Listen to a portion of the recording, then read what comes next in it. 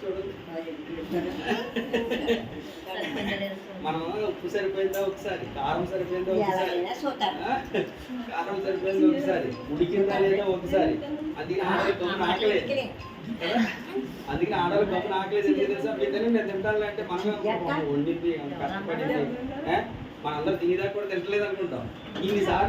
ఇన్నిసార్లు టేస్ట్ చేద్దాం ఉంటే ఎంతమంది వెళ్ళిపోతుంది,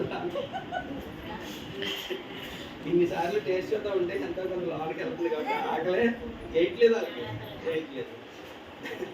ఆకలి రుచిని చూసే నువ్వు దేవుని వాక్యం ఏం చెప్తుందంటే అంగలి ఆహారాన్ని రుచి చూసినట్లు వాక్యాన్ని నువ్వు చూడాలి.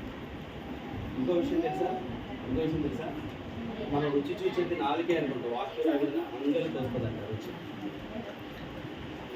అంగలి అమ్మ అర్థమవుతుందా? ఏమంటున్నారండి? ఈ చేతిలో వేసుకుందాం మానేద్దాం ఇంకా అనుకుంటున్నారా? ఈ చేతిలో వేసుకోకండి, ఈ చేతితో తీసుకుని ఈ చేతితో వేసుకోండి. చాలా మంది తెలియకపోతున్నాం. ఈ చేతితో గట్టి తిప్పేసి ఈ చేతిలో వేసుకుని చూసేది. దేవుని స్తోత్రం.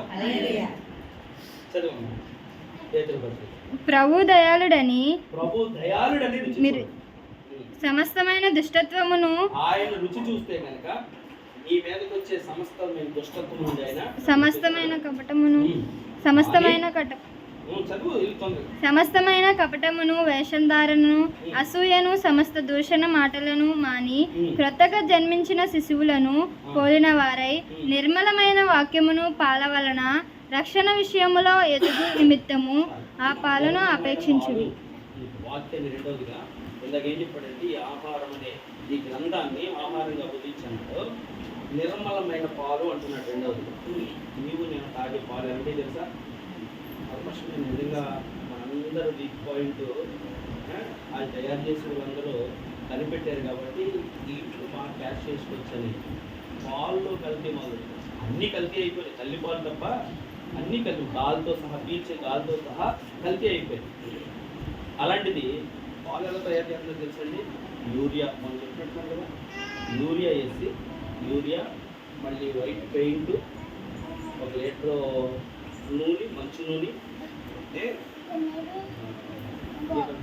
దాంట్లో పాలపొడి కొంచెం పాలపొడి కలుపుతుంది. లీటర్లు కలిపి కొంచెమే బిందులు తయారు చేయడం కెమికల్ అదే మనం కావాల్సిందండి. నూనె ఇప్పుడు పాల్లో వెన్న ఉంటుంది కదా, ఏంటి ఏమంటున్నారు? వెన్నగా లేదు. పాలు ఎలాగ మోసం చేయడం తెల్లగా ఉంటాయి కాబట్టి ఎన్ని కలిపేసినా తెలుపు అనేది పెయింట్ ద్వారా మనం రప్పించేస్తున్నారు. ఇక తర్వాత ఇలాంటి పెద్దవాళ్ళు అయితే ఏమి మంచి పాలు కాదు, వెన్న కూడా లేదు,